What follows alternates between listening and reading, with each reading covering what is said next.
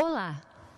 No nosso encontro anterior, vimos a atuação do profeta Jeremias até o momento do cerco e a queda de Jerusalém, a destruição do templo e a deportação de milhares de judeus para o exílio lá na Babilônia. Hoje daremos continuidade exatamente no ponto onde paramos, vendo como ficou a situação do profeta Jeremias e do restante do povo que ficou em Judá. No capítulo 40 de Jeremias, nós vamos ver que Nebuzaradã, o comandante da guarda imperial do exército de Nabucodonosor, estava responsável por essa conquista. E ele encontrou Jeremias acorrentado entre aqueles que estavam sendo levados para o cativeiro. Então reconheceu Jeremias, comentou com ele sobre as profecias que tinham ficado sabendo e libertou Jeremias e disse que ele estava livre para fazer o que ele quisesse. E esse mesmo comandante, a pedido do rei Nabucodonosor, deixou Gedalias como governador sobre os homens, as mulheres, as crianças e os mais pobres da terra que tinham ficado em Judá. Então ele reúne todo o povo, Gedalias, e fala que eles não deveriam temer o rei da Babilônia, que ele estaria aí para cuidar deles, para protegê-los e para atender às demandas do rei diante deles, e que eles deveriam plantar as suas colheitas, plantar os seus olivais, as suas vinhas, para colher o vinho para o verão, e deveriam ficar tranquilos. Por ocasião do cerco, muitos judeus ali de Jerusalém fugiram para as terras vizinhas, lá para Moabe, Amon e Edom. E quando ouviram falar que Nabucodonosor tinha deixado um remanescente em Judá, eles se uniram então a eles, debaixo do comando de Gedalias, e também plantaram as suas vinhas e colheram uma boa colheita naquele verão. Passado um pouco tempo, houve uma conspiração e Gedalias foi assassinado. E Ismael, que tinha conspirado contra ele, pegou todo o povo e estava para se colocar como um ditador sobre eles, quando outros líderes da nação, que tinham sobrado, líderes aí sobre o povo, então retiraram o povo dele e estavam indo para o Egito, fugindo, porque eles pensaram, olha, agora Nabucodonosor vai vir contra nós, porque assassinaram Gedalias, que era o governador colocado por ele. E neste momento, então, eles consultam o profeta Jeremias, capítulo 42, versículos 2 e seguintes. Por favor, ouça a nossa petição e ore ao Senhor, ao seu Deus, por nós e em favor de todo esse remanescente. Pois como você vê, embora fôssemos muitos, agora só restam poucos de nós. Ore rogando ao Senhor, ao seu Deus, que nos diga para onde devemos ir e o que devemos fazer. Então disseram a Jeremias: que o Senhor seja uma testemunha verdadeira e fiel contra nós, caso não façamos tudo o que o Senhor, o seu Deus, nos ordenar por você. Preste atenção aqui que o povo consulta Jeremias e diz, olha, nós garantimos que tudo que o Senhor disser nós obedeceremos, seja para bem ou para mal. Olha o versículo 6. Quer seja favorável ou não, obedeceremos ao Senhor o nosso Deus, a quem o enviamos para que tudo vá bem conosco, pois obedeceremos ao Senhor o nosso Deus. Quem está então consultando agora é o restante do povo que permaneceu em Judá e querem ouvir a palavra do Senhor. 10 dias depois, o Senhor dirigiu a palavra a Jeremias. Versículo 9. Disse-lhes então, assim diz o Senhor, o Deus de Israel. Se vocês permanecerem nesta terra, eu os edificarei e não os destruirei. Eu os plantarei e não os arrancarei, pois muito me pesa a desgraça que eu trouxe sobre vocês. Não tenham medo do rei da Babilônia, a quem vocês agora temem. Pois estou com vocês e os salvarei e os livrarei das mãos dele. Eu terei compaixão de vocês e ele também. Ele lhes permitirá retornar à terra de vocês. Aqui, Deus fala para eles não temerem permanecer em Jerusalém, e o medo que eles estavam sentindo de Nabucodonosor, por causa do assassinato de Gedalias, Deus fala: olha, ele vai ter compaixão de vocês, eu terei compaixão e ele também não fará mal algum a vocês. Deus deixando clara a sua palavra, a sua orientação. Contudo, se vocês disserem não permaneceremos nesta terra e assim desobedecerem ao Senhor, ao seu Deus, a guerra que vocês temem os alcançará. A fome que receiam os seguirá até o Egito e lá vocês morrerão. Todos os que estão decididos a partir e residir no Egito morrerão pela guerra, pela fome e pela peste. Nenhum só deles sobreviverá ou escapará da desgraça que trarei sobre eles. Assim diz o Senhor dos Exércitos, Deus de Israel: como o meu furor foi derramado sobre os habitantes de Jerusalém, também a minha ira será derramada sobre vocês quando forem para o Egito. Vocês serão objeto de maldição e de pavor, de desprezo e de afronta. Vocês jamais tornarão a ver este lugar. Claramente a direção do Senhor então é que eles permaneçam em Judá, porque Deus quer comunicar que Ele tem planos para o futuro, Ele tem planos para continuar a história, trazendo um dia também aqueles que foram levados para o cativeiro lá na Babilônia. E aqui Deus então diz para eles permanecerem, mas se eles desobedecessem, eles seriam destruídos da mesma forma como foram aqueles que estavam em Judá por ocasião da destruição que aconteceu na cidade.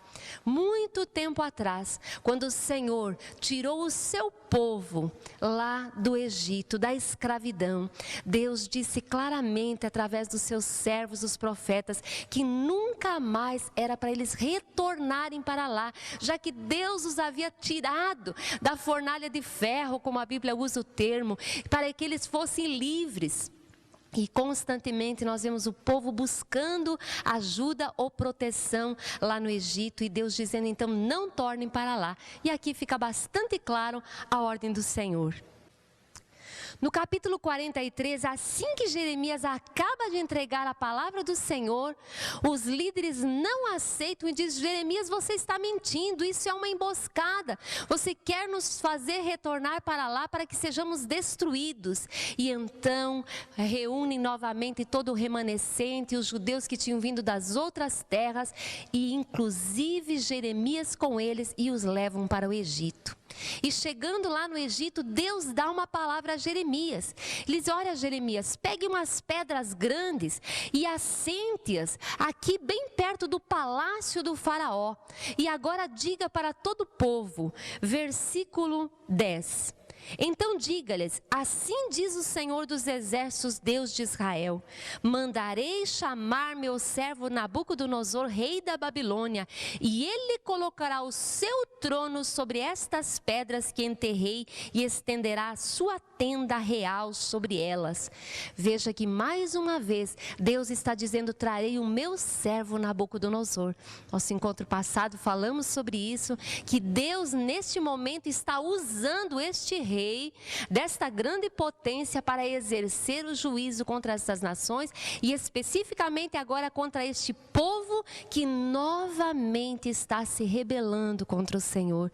Este povo que ouviu as profecias de Jeremias, que acompanhou toda a destruição, que viu cada palavra do Senhor se cumprindo exatamente como tinha sido falada, e ainda assim endurecem o seu coração, não obedecem à palavra do Senhor. Versículo 11. Ele, falando de Nabucodonosor, virá e atacará o Egito, trará a morte aos destinados à morte, o cativeiro aos destinados ao cativeiro, e a espada aos destinados a morrer à espada. Ele incendiará os templos dos deuses do Egito, queimará seus templos e levará embora cativos os seus deuses. Como um pastor tira os piolhos do seu manto, assim ele tirará os piolhos do seu Egito e sairá em paz. Ele despedaçará as colunas do templo do sol no Egito e incendiará os templos dos deuses do Egito.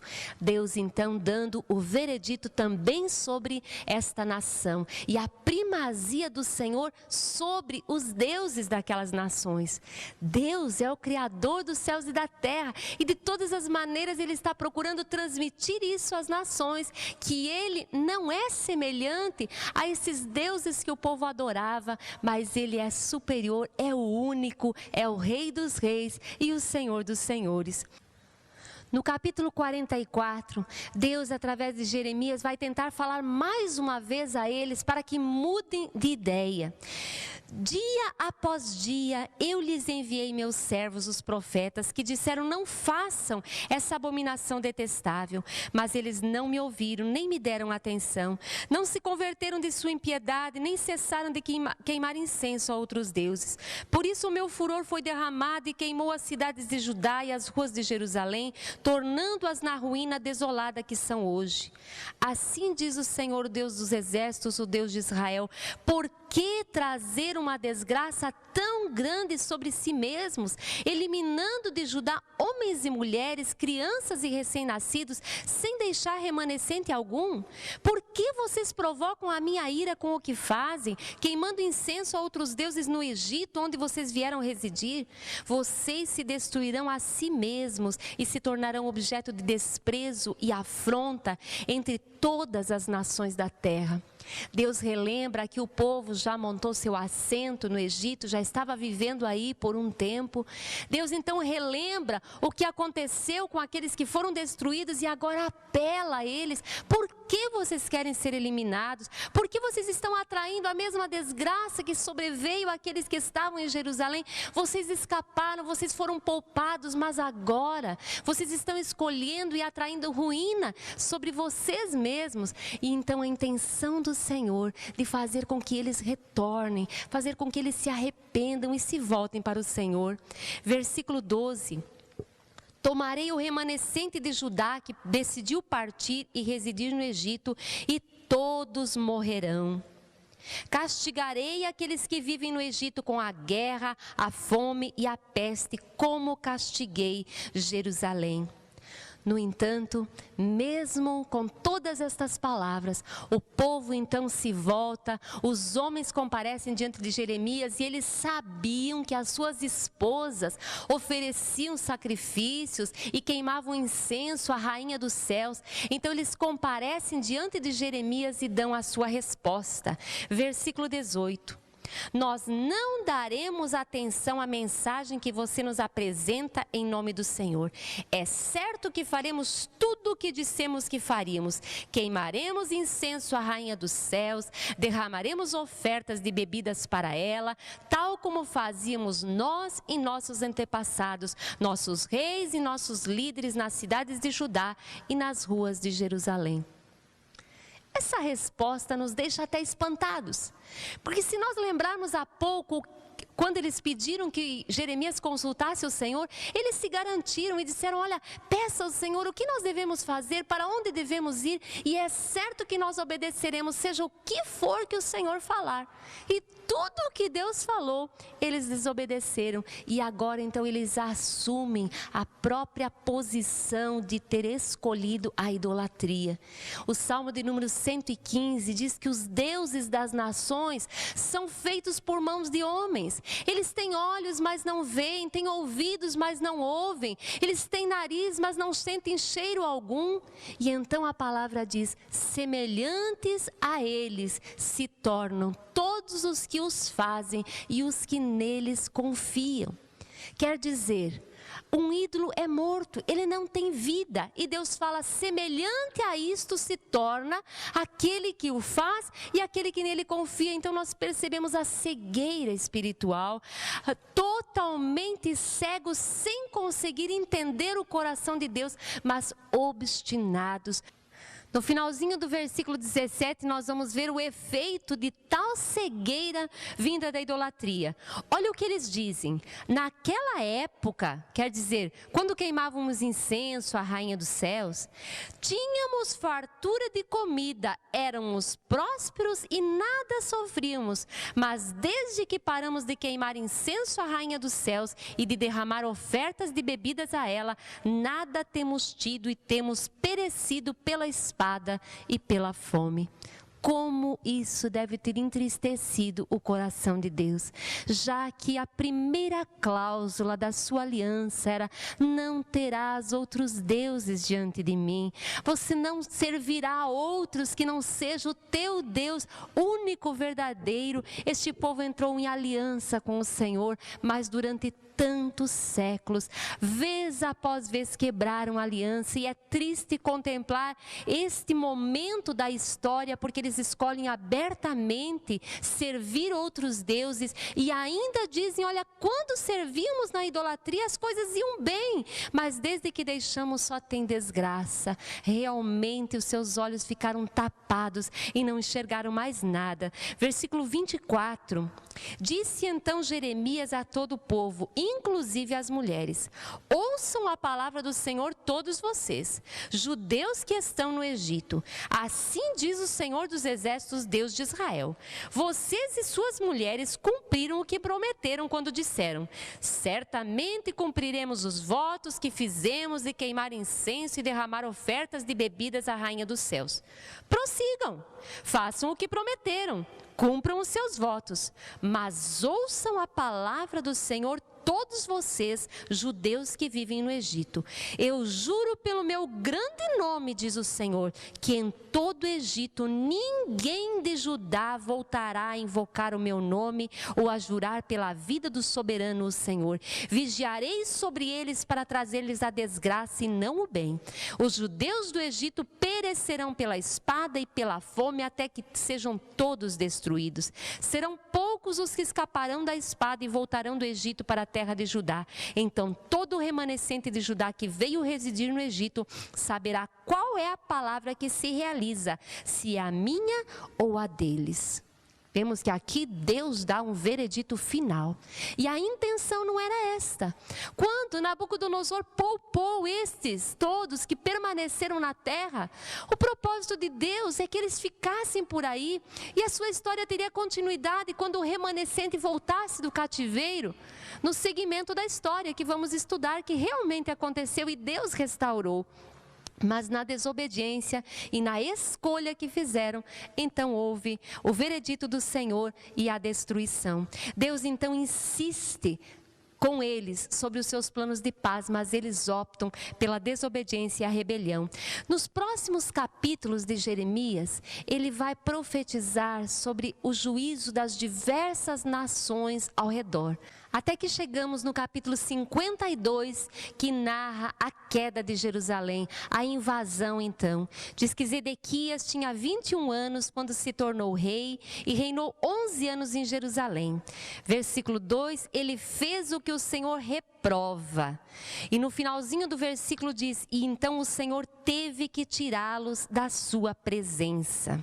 Versículo 10, o rei da Babilônia mandou executar os filhos de Zedequias diante de seus olhos e também matou todos os nobres de Judá. Então mandou furar os olhos de Zedequias e prendê-lo com correntes de bronze e o levou para a Babilônia, onde o manteve na prisão até o dia da sua morte. Aqui quando Nabucodonosor, então, o seu exército invadiu Jerusalém, depois de romper o cerco, Zedequias e alguns do governo fugiram, exatamente como tinha sido falado na profecia. Nós vamos ver Ezequiel recebendo uma palavra do Senhor lá na Babilônia, lá junto dos exilados, falando exatamente deste acontecimento. Quando chegarmos a estudar Ezequiel, vamos passar por aquela profecia que diz que o príncipe deles fugiria com seus trapos nas costas e faria um buraco entre as paredes e então fugiria, mas o exército do rei Nabucodonosor o alcançaria, ele executaria os seus filhos e a profecia diz que ele viria à Babilônia, mas não haveria E por que isso?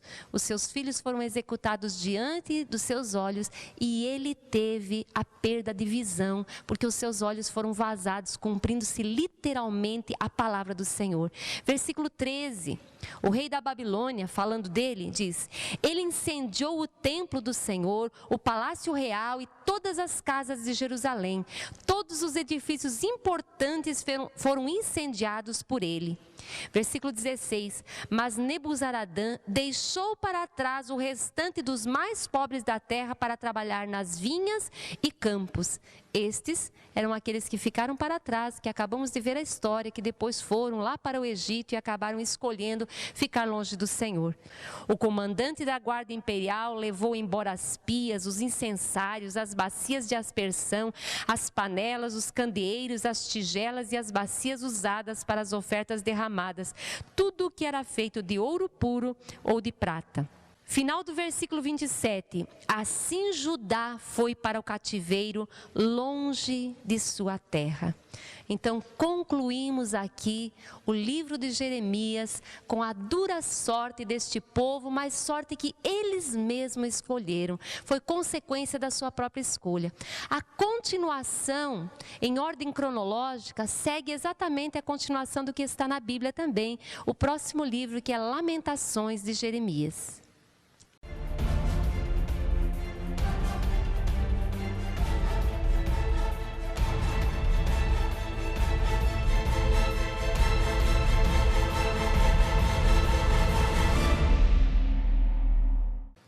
O livro está escrito num gênero literário chamado elegíaco.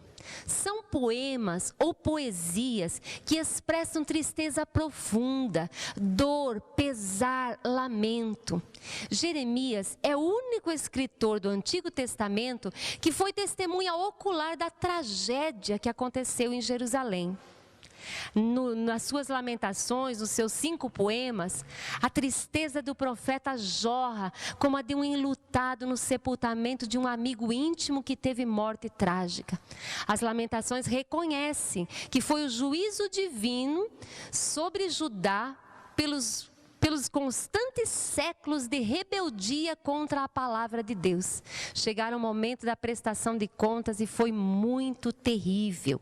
No capítulo 1 e capítulo 2, o profeta vai intercalando expressões de dor e tristeza daquilo que ele mesmo está enxergando, e vez por outra aparece como se a cidade de Jerusalém estivesse lamentando por aquilo que aconteceu a ela. E no capítulo 3, então, ao contemplar todas aquelas coisas, Jeremias vai ficando muito abatido. Ele vai se contorcendo de dor e chega num momento crucial que, depois de analisar tanto a desgraça, a rejeição do povo, não se conformar com isso, ver um juízo tão terrível que sobreveio sobre o povo, chega no versículo 18, ele diz: já pereceu a minha força, como também a minha esperança no Senhor. Jeremias aqui está chegando no fundo do poço, e mais um pouco, ele estava desfalecendo na sua própria alma, no seu próprio interior. O próximo versículo diz: lembro-me da minha aflição e do meu delírio, da minha amargura e do meu pesar.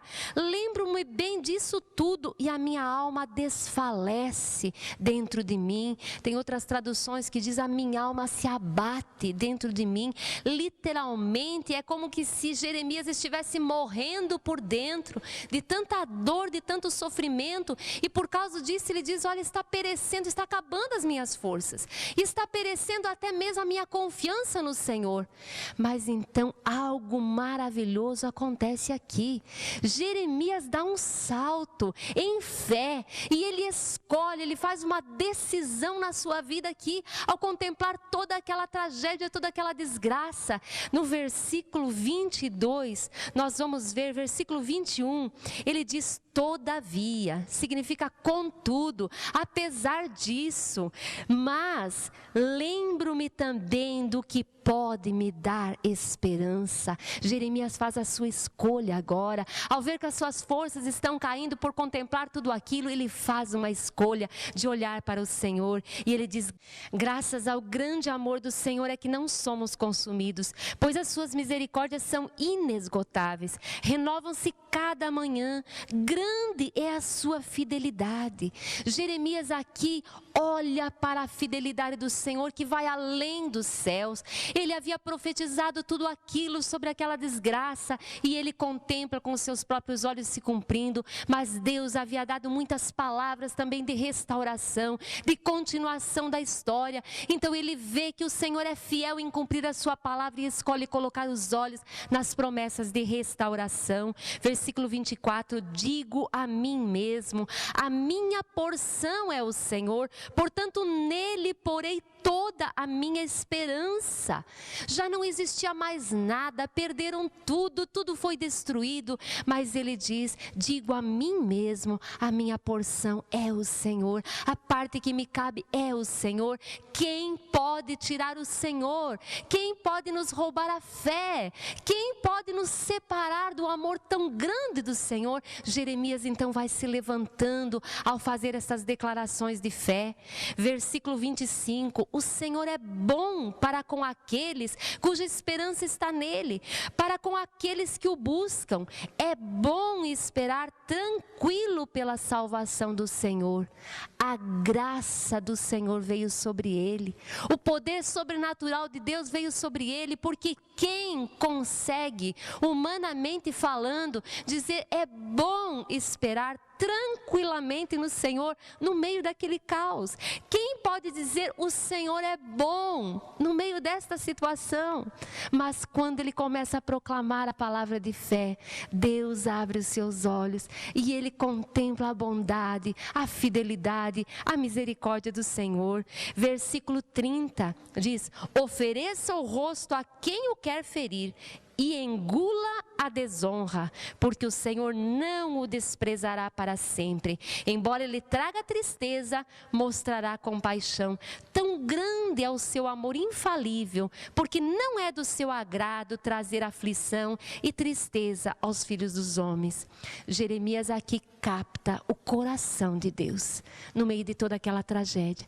Capta a intenção de Deus. Olha, não é do agrado do Senhor trazer tão grande aflição. Há pouco Deus tinha dito para o povo: olha, me causa grande pesar ter que exercer esse juízo sobre vocês. E aqui ele diz então: olha, engulam a desonra. Vamos suportar, porque ela não permanecerá para sempre. Jeremias levanta os seus olhos para o Senhor, declarando para o remanescente. Aqui está o propósito do livro de Lamentações. Ao Jeremias escrever isso, ele chora junto com o povo, ele se lamenta, mas também ele transmite uma fé no remanescente, em fazer com que aqueles que sobraram possam olhar para o Senhor e colocar os olhos para além do juízo que estava acontecendo naquele momento, e assim colocar nas promessas da restauração que Deus faria no futuro. E Jeremias conseguiu transmitir ao povo o coração de Deus, o propósito, a sua intenção de continuar na sua história. Este então é o propósito de Lamentações de Jeremias se encontrar na Bíblia. Tantas vezes nós podemos ter lido este livro e não entendido muita coisa, achar que o profeta estava numa profunda depressão, mas é importante nós entendermos o contexto, e as declarações de fé que Jeremias fez são dignas de ser imitadas por qualquer cristão, porque todos nós passamos por momentos de tristeza, todos nós passamos por momentos de muito sofrimento, mas saber que existe uma decisão a ser tomada, Jeremias nos ensina isso. E quando optamos por olhar para o Senhor, aqui expressa claramente uma verdade do Novo Testamento que diz: não andamos por vistas, mas andamos por fé. Este livro nos ensina esta verdade, e quando colocamos isso em prática, a misericórdia do Senhor, a bondade do Senhor e o sobrenatural vem sobre a nossa vida. Nós agora entraremos no livro do profeta Ezequiel.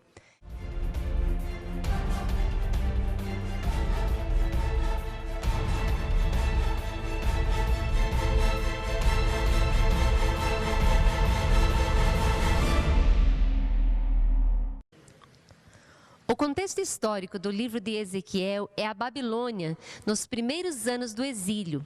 Em 605 a.C., foi a primeira vez que Nabucodonosor sitiou Jerusalém, e nessa primeira invasão ele levou cativos o rei, alguns outros nobres e alguns jovens seletos. Dentre eles, Daniel foi parar lá na Babilônia. Em 597, uns 10.000 judeus foram deportados para o exílio, e nessa segunda leva, então, estava presente Ezequiel.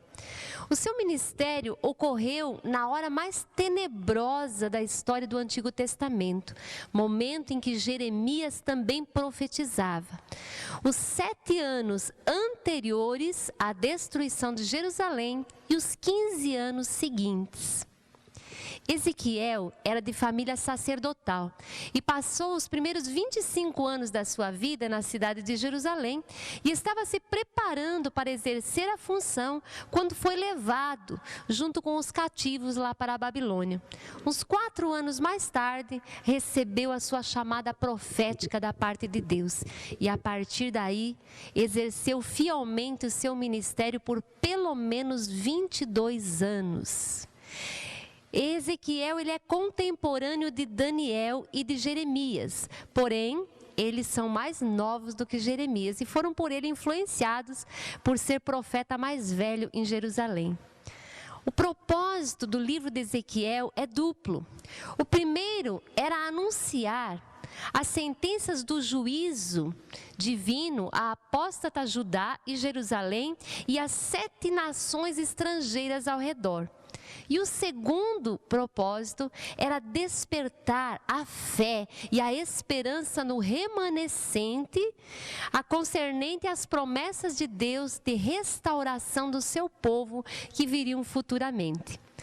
O livro de Ezequiel começa no capítulo 1, ele mesmo dizendo onde estava. Diz, era o 5º dia do 4º mês do 30º ano, e eu estava entre os exilados junto ao rio Quebar. Abriram-se os céus e eu tive visões de Deus. Aqui quando ele dá esta data, 30º ano de vida dele mesmo. Era uma maneira de eles se identificarem. Então, claramente, ele estava entre os exilados lá na Babilônia e muitas das suas profecias vieram através de visões. No capítulo 2, nós teremos especificamente o público-alvo para o qual Ezequiel foi enviado da parte de Deus. Capítulo 2, versículo 3. Ele disse, filho do homem, vou enviá-lo aos israelitas, nação rebelde que se revoltou contra mim. Até hoje, eles e os seus antepassados têm se revoltado contra mim. O povo a quem eu vou enviá-lo é obstinado e rebelde. Diga-lhe, assim diz o soberano, o Senhor. E quer aquela nação rebelde ouça, quer deixe de ouvir, saberá que um profeta esteve no meio dela. Vemos que ele se dirige aqui, Deus fala, você vai aos israelitas. E quando Deus fala de Israel e israelitas aqui, ele está mencionando o restante lá de Judá, já que Israel, como reino do norte, já tinha sido levado para a Assíria em 722 a.C. e já não existia mais como nação. Então este povo rebelde de que Deus está mencionando aqui é o povo que está lá em Jerusalém, lá em Judá, já que Ezequiel está aqui na Babilônia. Você vai precisar voltar um pouquinho no tempo agora, porque essas profecias de Ezequiel, muitas do início, elas fazem parte dos 7 anos que antecederam a destruição de Jerusalém. Poderíamos tê-las estudado junto com o profeta Jeremias. Mas para separar os livros, então terminamos Jeremias e analisamos Ezequiel. Mas lembrando que agora você tem que pensar em voltar um pouquinho antes da destruição. Então Deus está mandando ele profetizar aos israelitas que estão em Judá. E o segundo, versículo 11. Vá agora aos seus compatriotas que estão no exílio e fale com eles. Diga-lhes, quer ouçam, quer deixem de ouvir. Assim diz o soberano, o Senhor. Então vemos aqui os dois povos que ele deveria profetizar, os que estavam lá em Jerusalém e os seus compatriotas que estavam aí no exílio. No capítulo 4, Deus vai falar sobre o cerco de Jerusalém.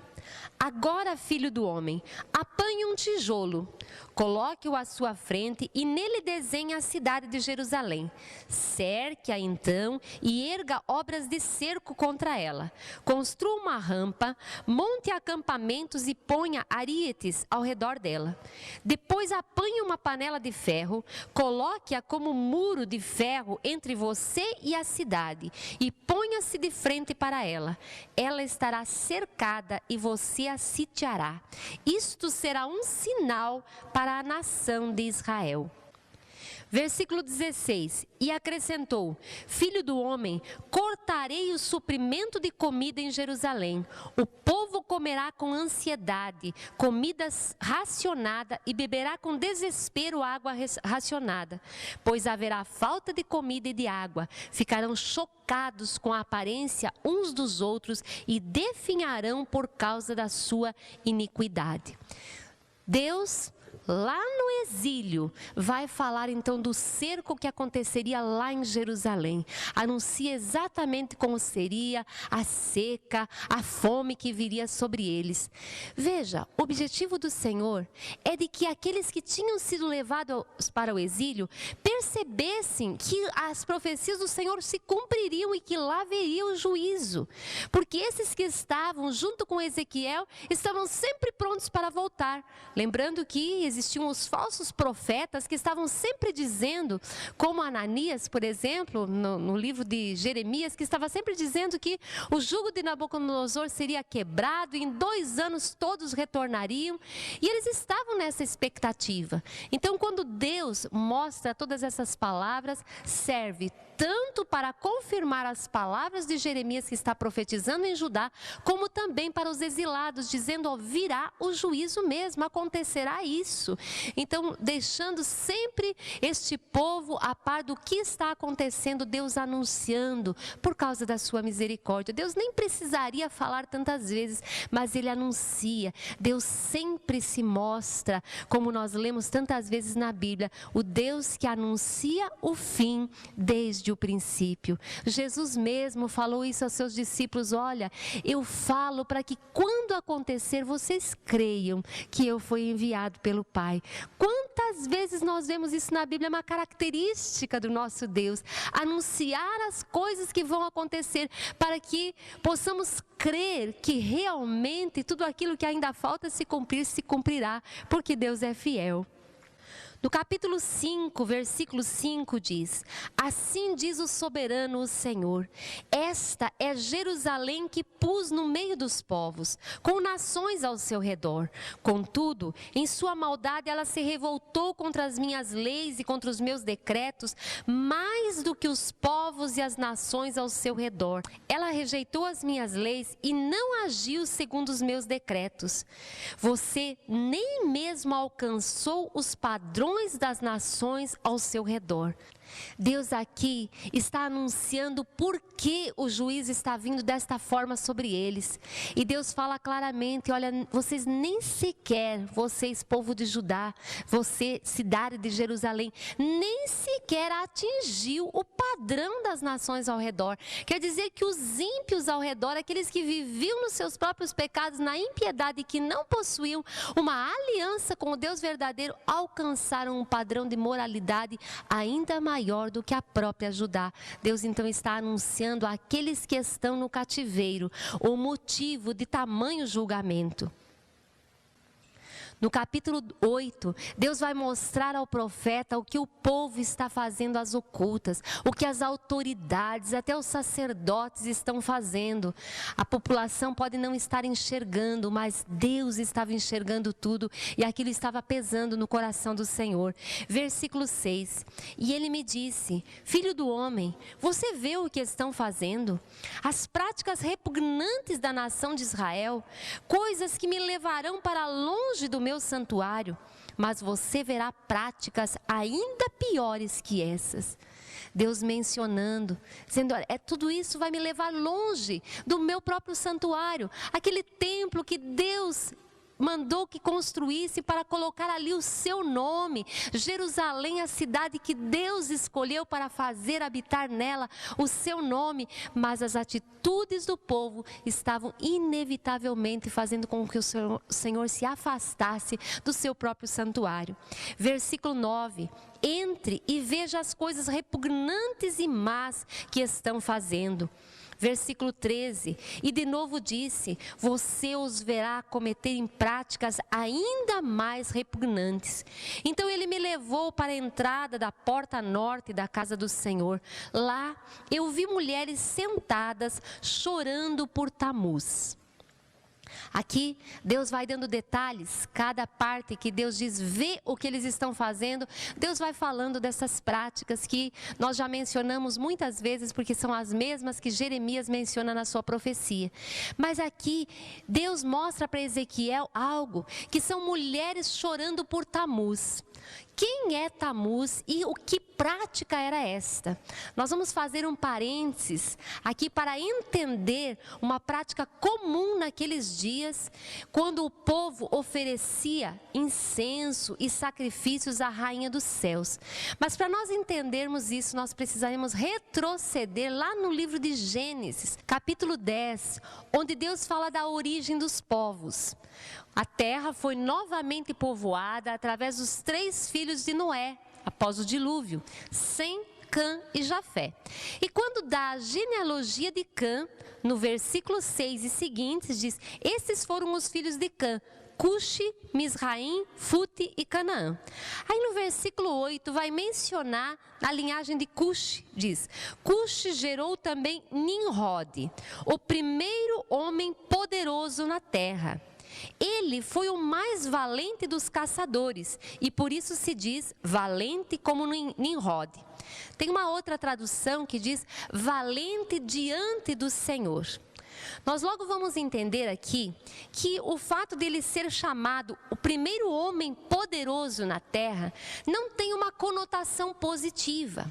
Mas aqui a raiz do seu nome, Nimrod, é um verbo em hebraico, que é mahad, significa ele se rebelou. Então aqui, essa expressão, o primeiro homem poderoso na terra, é o primeiro homem que vai afrontar claramente a Deus depois do dilúvio. Ele vai continuar aquilo que Caim começou lá no início. Caim se rebelou contra Deus. Vimos isso, nasceu aquela descendência, aquela linhagem ímpia, vivendo afastada do Senhor.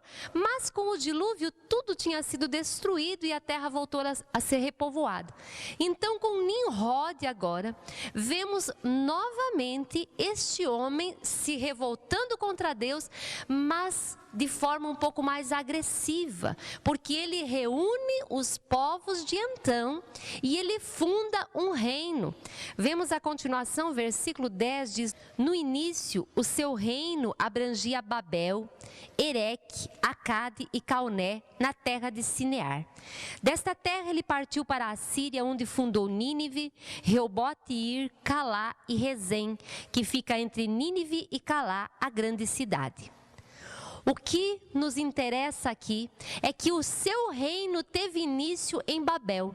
Quando nós olhamos o que aconteceu, a Torre de Babel, o seu intento e o que Deus fez, podemos claramente perceber então a coerência com o seu nome, com a raiz do seu nome. Ele se rebelou, também com o termo o primeiro homem poderoso na terra, e também aquela tradução que diz valente diante do Senhor. Esse diante do Senhor não é na presença do Senhor, mas é em oposição ao Senhor. O historiador Joséfo relata sobre Nimrod um fato interessante. Diz que após o dilúvio, então Deus estabeleceu o povo em colônias, né, cada linhagem dos descendentes, e Nimrod reuniu esses e quis fazer um reino para si, e quis proteger o povo contra um suposto dilúvio que poderia vir. E então ele propõe a construção desta grande torre para agora ele se colocar como protetor do povo e defender o povo diante de Deus, como se Deus fosse o inimigo, e também para vingar os antepassados que morreram no dilúvio, vingar diante de Deus. Então, esse historiador considerado narra esta história, falando então de Nimrod como aquele que fundou realmente Babel em oposição a Deus. A própria Bíblia menciona isso. Enfim, Nimrod casou-se com Semíramis. Durante muito tempo, pensava-se que esta mulher poderia fazer parte apenas de uma lenda. A Enciclopédia Britânica traz Semíramis como uma personagem histórica, já que foram achados algumas tabuinhas nesses achados arqueológicos com figuras e também com a comprovação de que ela tenha sido a fundadora de Babel. Então, esta rainha que casou-se com Nimrod. Semíramis estava esperando um filho no momento em que Nimrod morreu. E ela atribuiu ao seu esposo o título de que ele fosse o próprio Deus, porque claramente vimos que ele se colocou em oposição contra o Deus verdadeiro. E quando nasceu este filho, então foi-lhe dado o nome de Tamuz, e disse que era a reencarnação de Nimrod, e que então Tamuz seria Deus encarnado. E a partir daí, então começam a cultuar a mãe e o menino. Mais tarde, esse jovem, numa caçada, ele é morto por um porco selvagem. Então Semíramis reúne as mulheres da sua religião. Mencionando também a Enciclopédia Britânica, diz que Semíramis foi a primeira sacerdotisa de uma nova religião. Ela reúne as mulheres e elas jejuam e choram por Tamuz por 40 dias. E no final desses 40 dias, Tamuz volta à vida, ressuscita. E então ela recebe o título também de deusa, porque ela deu a vida ao próprio Deus, entre aspas. E a partir daí, começa a se cultuar a figura da mãe e o menino. E também recebe o título de rainha dos céus. É interessante você analisar Semíramis, esposa de Nimrod, que o princípio do seu reino foi Babel, ou Babilônia, que é a mesma coisa. Depois a torre que Deus destrói, mas enfim, em Babel, na Babilônia, ou nesse início, com este rei e esta rainha, teve início todas as religiões falsas.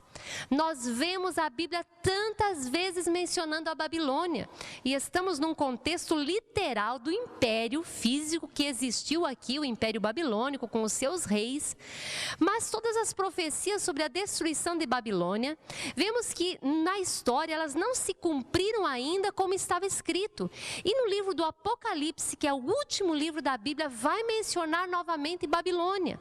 E diz que tem na testa escrito Grande Babilônia, ou Babilônia a Grande, a mãe das meretrizes e de todas as prostituições e abominações da terra.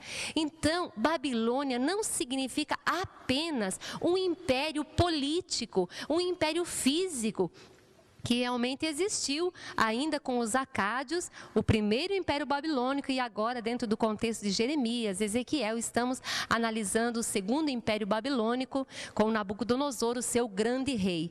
Mas além deste império político, o que existe na Bíblia, referindo-se à Babilônia, é um sistema religioso que se opõe a Deus, um sistema que afronta a Deus através da idolatria.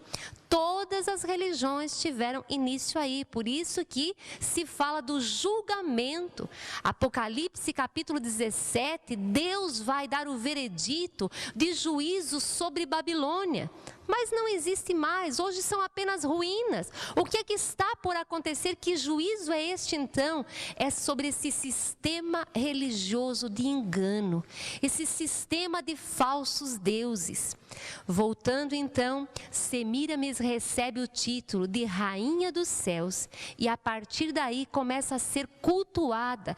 E nos diferentes povos recebe diferentes nomes, mas é o mesmo culto que não é prestado ao Deus verdadeiro. Mencionei em encontros anteriores que Satanás se vale de todas essas coisas para criar no coletivo da massa, na mente do povo, essas lendas, esses mitos, mas que realmente ele recebe o culto. A Bíblia embasa várias vezes que todo culto que não é prestado ao único e verdadeiro Deus, Satanás é quem está recebendo este culto. Achados arqueológicos também encontraram tabuinhas com a mãe e o menino, referindo-se a Semíramis e Tamuz. Em outros povos, recebe simplesmente outros nomes. Por exemplo, entre os assírios, seria Istar ou Iana. Entre os fenícios seria Baal e Astarote, ou Astarte e Baal. Todos eles mencionando o culto que tanto é filho como é esposo, a encarnação de Deus. No Egito, Ísis e Osíris. Na Grécia, Afrodite e Eros. Em Roma, Vênus e Cupido. E aqui você vai percebendo que simplesmente vai mudando de nome de acordo com o povo que conquista, ou de acordo com as civilizações. Quando nós chegarmos a analisar a história da igreja moderna, veremos ainda a influência que esse sistema babilônico, que é contra Deus, um sistema idólatra que se opõe a Deus, ainda está presente nos nossos dias. Então, voltando lá em Ezequiel, quando fala deste culto, as mulheres chorando por Tamuz, Deus está virando o rosto contra tudo isso, porque é todo um sistema de engano que afasta as pessoas do verdadeiro Deus. Nimrod também é uma figura do anticristo, aquele que se opõe contra Deus. Por isso a Babilônia está conectada lá no Apocalipse com o juízo também do anticristo. E quando nós chegarmos nos acontecimentos futuros, voltaremos a mencionar alguma coisa a respeito disso. Fechando parênteses então, voltamos a Ezequiel capítulo 8, versículo 15. Ele me disse: você vê isso, filho do homem? Você verá práticas ainda mais repugnantes do que estas. Ele então me levou para dentro do pátio interno da casa do Senhor, e aí, à entrada do templo, entre o pórtico e o altar, havia uns 25 homens, com as costas para o templo do Senhor e os rostos voltados para o oriente, estavam se prostrando na direção do sol. Este é outro culto que ao longo da história desagradou muito a Deus. Ainda lá em Deuteronômio, através de Moisés, quando Deus dá as leis ao povo, Deus diz: guardem-se de prestar culto a qualquer coisa que seja criada, de um dia se voltarem para as estrelas ou para os astros e os adorarem, porque isto é repugnante, isto é uma abominação. Deus é o Criador de todas as coisas e só Ele deve ser adorado. Então a adoração ao Deus Sol, com esse título, Adorando o Sol, é algo que também está presente em todas essas civilizações, nesses impérios, e também chegaremos a ver esta influência deste culto presente ainda nos nossos dias. No capítulo 12, nós vamos ver Deus usando o profeta, mostrando que novas levas de judeus viriam para o exílio. Então, tirando a esperança daqueles que estavam aí de querer retornar imediatamente. Inclusive, Ezequiel vai mencionar o momento em que o próprio rei seria pego pelo exército de Nabucodonosor. Essa profecia eu comentei há pouco e está aqui relatada então no versículo 12. O príncipe deles porá a sua bagagem nos ombros ao entardecer e sairá por um buraco que será escavado no muro para ele passar. Ele cobrirá o rosto para que não possa ver nada do país. Estenderei a minha rede para ele e ele será apanhado em meu laço. Eu o trarei para a Babilônia, terra dos caldeus, mas ele não a verá e ali morrerá. Referindo-se então a Zedequias, o último rei de Judá, e o momento em que a cidade foi tomada, eles tentaram fugir, mas foi pego. E quando menciona aqui, ele virá para a Babilônia, mas não haverá. Então vemos, porque a sentença do Senhor foi sobre os seus filhos e ele teve os seus olhos então queimados ou furados e perdeu a visão. Versículo 15, eles saberão que eu sou o Senhor quando eu os dispersar entre as nações e os espalhar pelas terras. Deus então deixando claro que viriam para o exílio e que também seriam espalhados pelas nações. No capítulo 16, Deus vai usar Ezequiel para fazer uma alegoria acerca de Jerusalém. Jerusalém é mencionada como a cidade que Deus escolheu para fazer habitar ali o seu nome. Lá em Deuteronômio, Deus fala a Moisés, quando dá instrução para o povo oferecer os sacrifícios, e diz para eles se guardarem de oferecer os seus sacrifícios em qualquer lugar, mas que Deus escolheria um lugar para que fossem realizados os sacrifícios. Deus então escolhe Jerusalém. Esta cidade foi fundada pelos jebuseus, os cananeus, e ela foi conquistada nos dias de Davi. O rei Davi conquistou esta cidade e deu o nome de cidade de Davi, ou Sião, e estabeleceu aí a adoração. O templo foi construído aí mais tarde por Salomão, e todos os judeus, todos os israelitas vinham a Jerusalém, ao lugar do templo, para oferecer ali os seus sacrifícios. E Jerusalém resplandecia porque ali a adoração ao Deus vivo e verdadeiro acontecia. E teve épocas em que todas as nações vinham para ver a glória do Deus de Israel manifestada no templo. E Deus aqui vai falar então do nascimento de Jerusalém. Quando ela foi formada, diz: o teu pai era um heteu, a tua mãe era dos amorreus, mas eu peguei você pequenininha ainda e eu fiz você crescer. No versículo 7 diz: eu a fiz crescer como uma planta no campo. Você cresceu e se desenvolveu e se tornou a mais linda das joias. Versículo 13, assim você foi adornada com ouro e prata. Suas roupas eram de linho fino, tecido caro e pano bordado. Sua comida era a melhor farinha, mel e azeite de oliva. Você se tornou muito linda e uma rainha. Sua fama espalhou-se entre as nações por sua beleza, porque o esplendor que eu lhe dera tornou perfeita a sua formosura. Palavra do soberano, o Senhor. Diz aqui que ela, como uma menina, foi crescendo. E quando Deus olhou e viu que ela era uma jovem, Deus estendeu o seu manto. Quer dizer, ofereceu a sua aliança. E esta cidade entrou em aliança com o Senhor para representar a glória do seu Deus. No entanto, versículo 17 diz: você apanhou as joias finas que eu lhe tinha dado, joias feitas com meu ouro e minha prata, e fez para si mesma ídolos em forma de homem e se prostituiu com eles. Você também os vestiu com suas roupas bordadas e lhes ofereceu o meu óleo e o meu incenso, e até a minha comida que lhe dei, a minha melhor farinha, o azeite de oliva e o mel, você lhes ofereceu tudo com incenso aromático. Foi isso que aconteceu, diz o soberano, o Senhor. Versículo 20, e você ainda pegou seus filhos e filhas que havia gerado para mim e os sacrificou como comida para os ídolos. A sua prostituição não foi suficiente? Você abateu os meus filhos e os sacrificou para os ídolos. Versículo 25.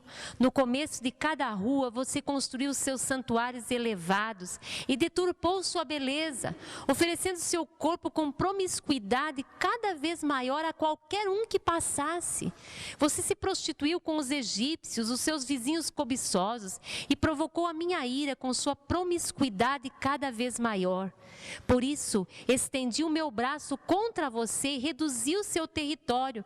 Eu a entreguei à vontade das suas inimigas, as filhas dos filisteus, que ficaram chocadas com a sua conduta lasciva. Você se prostituiu também com os assírios, porque era insaciável, e mesmo depois disso ainda não ficou satisfeita. Então você aumentou a sua promiscuidade também com a Babilônia, uma terra de comerciantes, mas nem com isso ficou satisfeita. Deus aqui revela os seus sentimentos por Jerusalém, a cidade que ele havia escolhido, e como ela se comportou, como deu os seus filhos em sacrifício, como foi se prostituindo com todos os povos. Aqui Deus vai dando a sequência, versículo 32. Você, mulher adúltera, prefere estranhos ao seu próprio marido. Toda prostituição recebe pagamento, mas você dá presentes a todos os seus amantes, subornando-os para que venham de todos os lugares receber de você os seus favores ilícitos. Que situação aqui, Deus falando que além de ela ser adúltera, se prostituir, ainda corria atrás dos seus amantes e pagava por esses serviços. Versículo 39. Depois eu a entregarei nas mãos de seus amantes, e eles despedaçarão os seus outeiros e destruirão os seus santuários elevados. Eles arrancarão as suas roupas e apanharão as suas joias finas e a deixarão nua. A expressão aqui de que a esses com quem ela se prostituiu com os seus deuses, agora se voltaram contra, tanto a Assíria, que destruiu o reino do norte, como a Babilônia, que veio destruir Judá e Jerusalém. Aqui a expressão tirando as joias, deixando nua, quer dizer, tirando tudo, toda a sua beleza, toda a sua realeza, já deixaram de ser o reino, apenas um povo sem nada, escravos, exilados. Versículo 40. Trarão uma multidão contra você que a apedrejará e com suas espadas a despedaçará. Eles destruirão a fogo as suas casas e lhe infligirão castigo à vista de muitas mulheres, porém fim à sua prostituição, e você não pagará mais nada aos seus amantes. A tristeza do Senhor então em ver a resposta do seu povo à proposta de amor tão tremenda e o propósito que Deus tinha com eles. No capítulo 20, Deus vai fazer uma retrospectiva, como é do seu costume em todos os profetas. Deus está fazendo isso desde a sua chamada, e ver o seu comportamento rebelde e obstinado, repetitivo. No capítulo 21, Deus menciona a Babilônia como sendo a espada do seu juízo. Por ocasião da destruição do reino do norte, Deus chama a Assíria de vara da minha indignação. Significa que Deus usou a Assíria como instrumento do juízo, e aqui chama a Babilônia de espada do juízo. Então Deus tomando esta nação para exercer o juízo contra o seu povo por tão grandes pecados. No capítulo 23, ele vai fazer uma alegoria com os dois reinos. Diz: filho do homem, existiam duas mulheres, filhas da mesma mãe. Elas se tornaram prostitutas no Egito, envolvendo-se na prostituição desde a juventude. Naquela terra, os seus peitos foram acariciados e os seus seios virgens foram afagados. A mais velha chamava-se Oholá e sua irmã Oholibá. Elas eram minhas e deram à luz filhos e filhas. Oholá é Samaria e Oholibá é Jerusalém. Veja a alegoria então com as duas capitais dos dois reinos, e Deus começa lá do Egito, quando este povo foi multiplicado e Deus os tirou de lá, mas lá já tinham se envolvido com os bezerros de ouro, com a prostituição. Vemos essas marcas tão fortes que ficaram no povo quando Deus os tirou, e lá no deserto tão facilmente eles caíam na idolatria segundo os costumes que eles viviam lá no Egito. Versículo 5. Olá envolveu-se em prostituição enquanto ainda era minha. Ela se encheu de cobiça por seus amantes, os assírios guerreiros. Veja Deus mencionando aqui os assírios em conotação com Samaria, o reino do norte. Ela se entregou como prostituta a toda a elite dos assírios e se contaminou com todos os ídolos de cada homem por ela cobiçado. Versículo 9, por isso eu a entreguei nas mãos de seus amantes, os assírios, os quais ela desejou ardentemente. Eles lhe arrancaram as roupas, deixando-a nua, levaram embora seus filhos e suas filhas e a mataram à espada. Ela teve má fama entre as mulheres, e lhe foi dado castigo. Percebem aqui? Então a alegoria dizendo, esse seu amante acabou matando seus filhos à espada e ela foi destruída por ele. Versículo 11, sua irmã Olibá viu isso, Olibá, Jerusalém. No entanto, em sua cobiça e prostituição, ela foi ainda mais depravada que sua irmã. Versículo 17, então os babilônios vieram procurá-la até a cama do amor e em sua cobiça a contaminaram. Depois de haver sido contaminada por eles, ela se afastou deles desgostosa. Então prosseguiu abertamente em sua prostituição e expôs a sua nudez, e eu me afastei dela desgostoso, assim como eu tinha me afastado de sua irmã. Vemos toda esta linguagem que Deus usa como se fosse um relacionamento de casamento. No Novo Testamento, em Hebreus, a Bíblia diz que digno é o matrimônio e o leito sem mácula. O relacionamento conjugal, Deus coloca como sendo o ponto principal, o culminante de uma aliança entre um homem e uma mulher.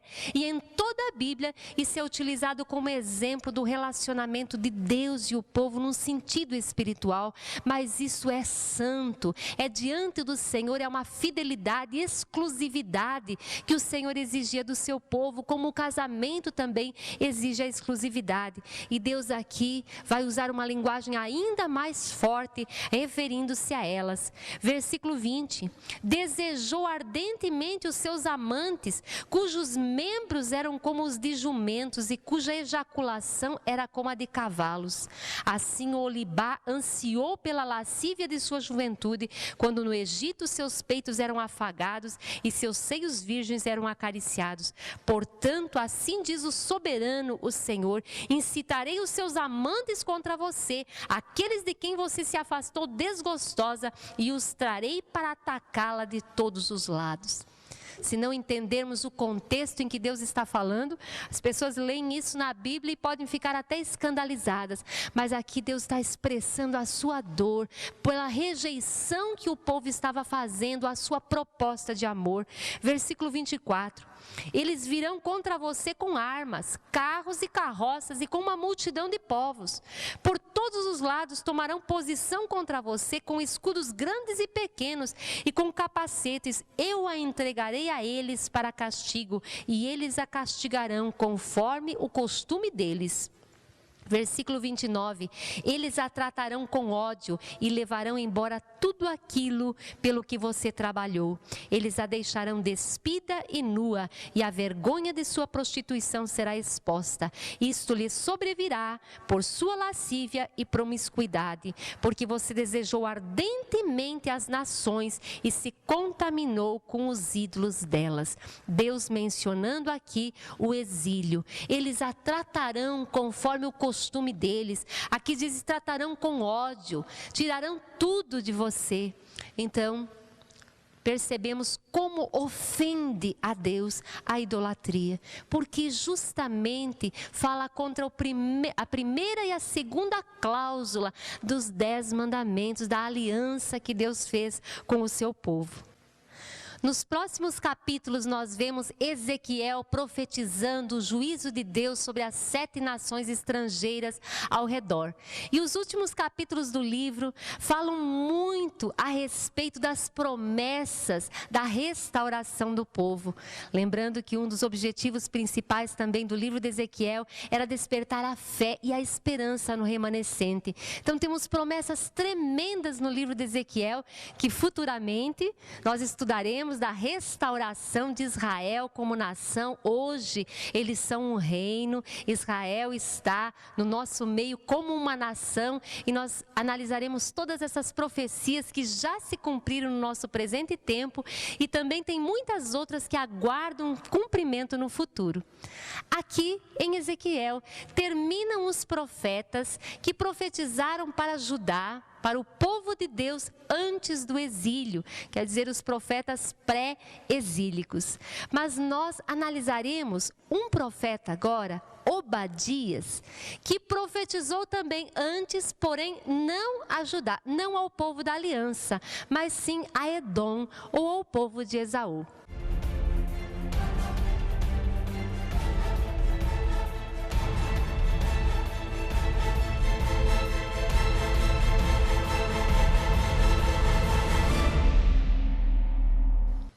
No capítulo 1, versículo 1, nós lemos: visão de Obadias. Assim diz o Senhor, o soberano, a respeito de Edom. Edom é um outro nome para Esaú. Para nós entendermos esse pequeno livro que só tem um capítulo, vamos relembrar um pouquinho o contexto histórico de Esaú. Esaú é irmão gêmeo de Jacó, filho de Isaque e Rebeca. Esaú era o primogênito, porém, a Bíblia diz que ele desprezou o direito de filho mais velho. Ele não teve por precioso esse dom, este presente que era a primogenitura. No final da vida de Isaque, ele abençoa Jacó, então, com as bênçãos da primogenitura. E quando Esaú percebe que para ele não sobrou mais, que a bênção que o pai tinha para ele não foi a bênção principal, ele fica muito irado e promete matar Jacó. Então Jacó foge para Padã-Arã e ele constitui família, lá Deus o enriquece muito, mas chega um momento em que Deus manda ele retornar à terra que havia prometido a Abraão e a Isaque, seu pai.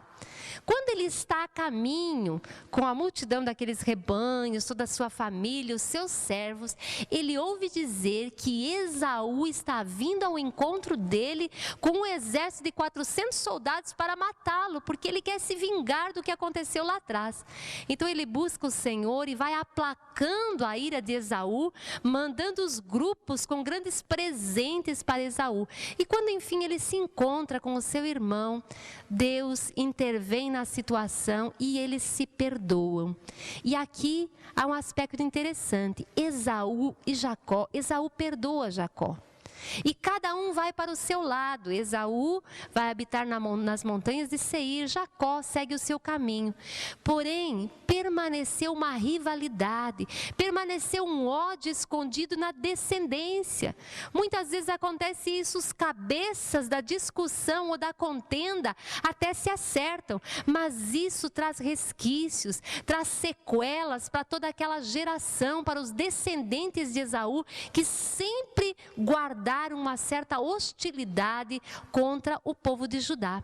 Ainda quando Moisés tirou o povo lá do Egito, quando eles estavam indo rumo à terra prometida, passando pelo território de Edom, Moisés então pediu ao rei que eles dessem passagem, que eles não usariam da sua água ou do seu alimento. Se por acaso eles precisassem da água, eles pagariam. Mas o rei de Edom disse que não poderiam passar, antes moveu o seu exército para fazer guerra contra eles. E eles então desviaram por outro caminho. Ao longo da história, muitas vezes Judá conquistou o território de Edom, impôs sobre eles tributos, e sempre houve essa diferença. Mas o acontecimento que desencadeou o juízo de Deus sobre este povo foi exatamente no momento em que Jerusalém foi destruída. Quando o exército de Nabucodonosor então invade Jerusalém, incendeia a cidade, muitos judeus foram levados para o cativeiro, muitos tentaram fugir, mas no momento em que fugiam, os edomitas perseguiram também os judeus, se alegraram com aquilo que estava acontecendo, impediram que eles fugissem, antes os pegavam e os entregavam aos seus inimigos, e Deus viu isso, e foi muito desagradável aos olhos de Deus. Ainda versículo 1 diz: nós ouvimos uma mensagem do Senhor.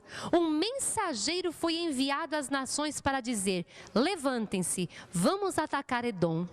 O que é isso? Esse mensageiro não são homens, mas uma ordem vindo diretamente do Senhor, um veredito contra eles. Versículo 2: veja, eu tornarei você pequeno entre as nações, será completamente desprezado. Edom tinha se tornado uma grande nação. As suas principais cidades eram Bosra, Temã e Petra. Dentre elas, há alguns séculos, foram encontrados as ruínas de Petra. Uma cidade realmente magnífica, construída nas cavidades das rochas. Foi eleita há pouco tempo como uma das novas 7 maravilhas do mundo. E por causa disso, Deus menciona aqui um termo. No versículo 3 diz: a arrogância do seu coração o tem enganado. Você que vive nas cavidades das rochas e constrói sua morada no alto dos montes. Você que diz a si mesmo: quem pode me derrubar? Ainda que você suba tão alto como a águia e faça o seu ninho entre as estrelas, dali eu o derrubarei, declara o Senhor. Então eles realmente se firmavam, porque as suas cidades eram praticamente invencíveis, cavadas na própria rocha, e por causa disso traziam arrogância e altivez. Mas Deus menciona aqui que ainda que eles subissem muito alto, de lá Deus os derrubaria. Versículo 8: naquele dia, declara o Senhor, destruirei os sábios de Edom e os mestres dos montes de Esaú. Então os seus guerreiros, ó Temã, ficarão apavorados e serão eliminados todos os homens dos montes de Esaú. Por causa da violência, matança que você fez contra o seu irmão Jacó. Olha aqui Deus mencionando o motivo do juízo. Você será coberto de vergonha e eliminado para sempre. No dia em que você ficou por perto, quando estrangeiros roubavam os bens dele e estranhos entraram por suas portas e lançaram sortes sobre Jerusalém, você fez exatamente como eles. Você não devia ter olhado com satisfação o dia da desgraça do seu irmão, nem ter se alegrado com a destruição do povo de Judá. Não devia ter falado com arrogância no dia da sua aflição.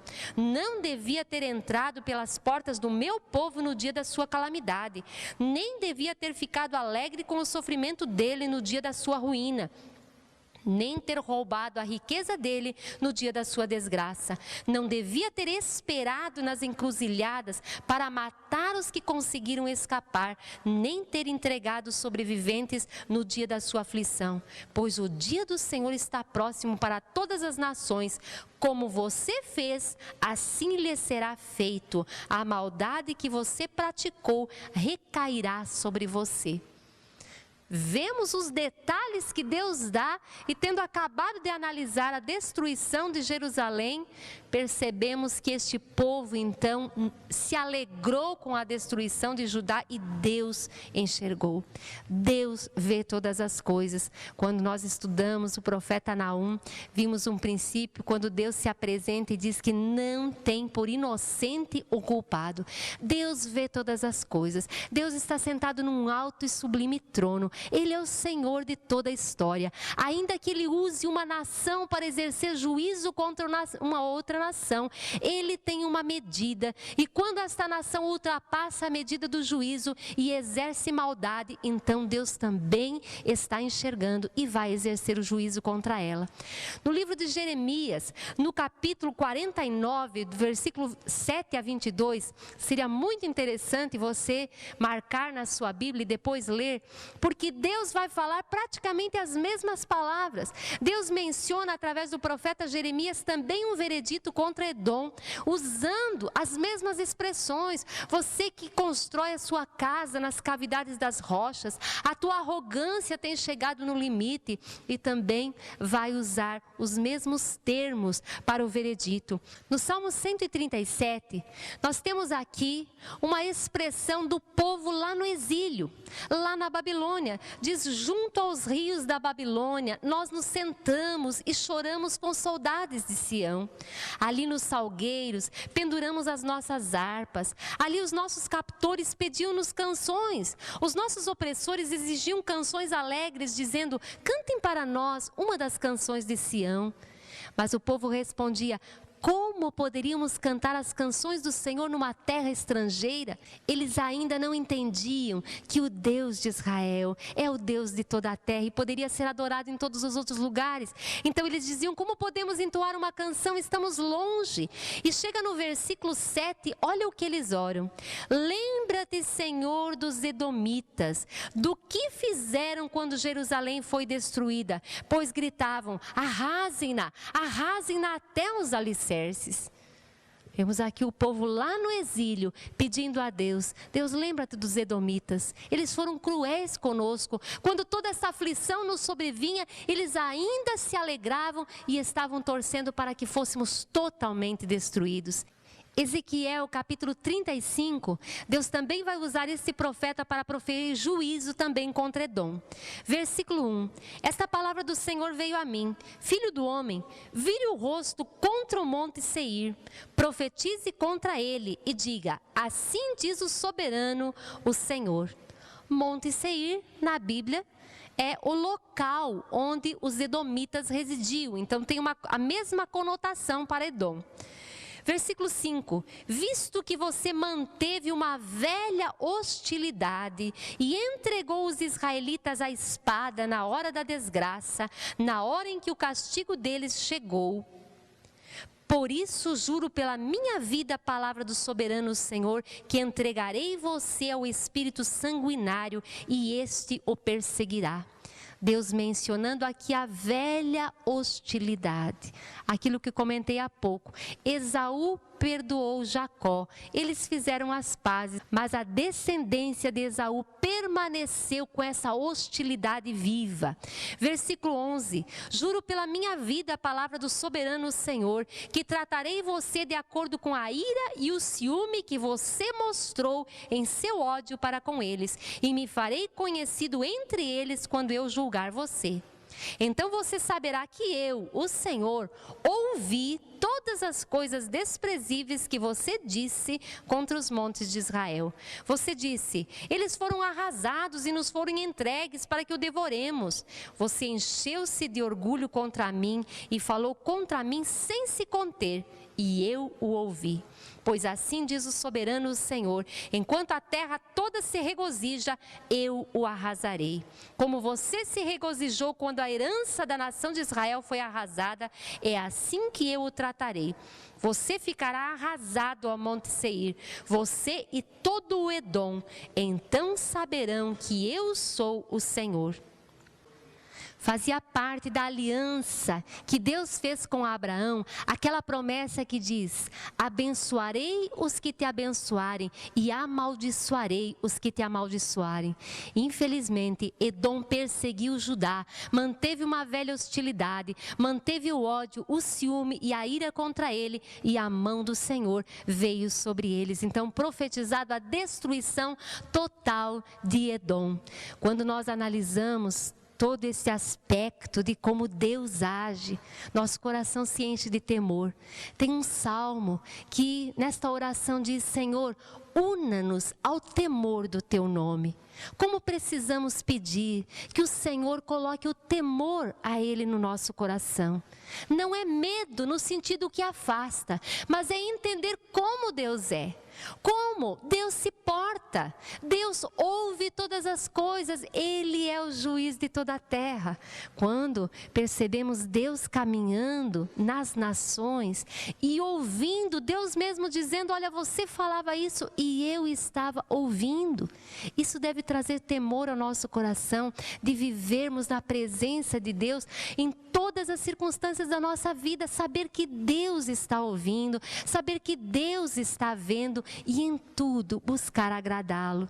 Quando nós nos comportamos assim, podemos viver tranquilos, sem temor do mal, porque quando caímos podemos nos arrepender imediatamente, mas não deixar o nosso coração ficar obstinado, endurecido e prosseguir nessas hostilidades, mágoas, ira, ciúme, porque Deus ouve todas as coisas. Voltando no livro do profeta Obadias, a descendência de Jacó será um fogo e a de José uma chama. A descendência de Esaú será a palha. Eles a incendiarão e a consumirão. Não haverá sobreviventes da descendência de Esaú, declara o Senhor. Mesma palavra que lemos lá em Ezequiel, que Deus ia mostrar quem era o Senhor e que Jacó seria defendido, o povo do Senhor. De fato, hoje vemos Israel como nação, mas onde está Edom? Logo depois do exílio, eles foram desaparecendo, se tornaram conhecidos como Nebateus. A Bíblia diz que Esaú se casou com Basemate, filha de Ismael, irmã de Nebaiote. Então, provavelmente, o povo de Esaú foi desaparecendo e a linhagem deste seu cunhado, Nebaiote, então vieram os Nebateus. E por um longo período, os habitantes da montanha de Seir foram conhecidos como Nebateus. Nos dias do Novo Testamento, o que restou deles aparece com o nome de Idumeus. E aqui um fato interessante, Herodes, aquele que mandou matar as crianças e que perseguiu Jesus por saber que o rei dos judeus estava para nascer, era um idumeu. Aqui vemos a descendência de Esaú novamente perseguindo a descendência de Jacó, ou o descendente, que é Jesus, o Filho de Deus. A palavra do Senhor, portanto, se cumpriu. Não ouvimos mais falar de Edom e essa nação acabou totalmente. Aqui então findam os profetas que escreveram antes do exílio. No nosso próximo encontro, analisaremos um pouco do contexto do cativeiro lá na Babilônia e entraremos no livro do profeta Daniel. Até lá!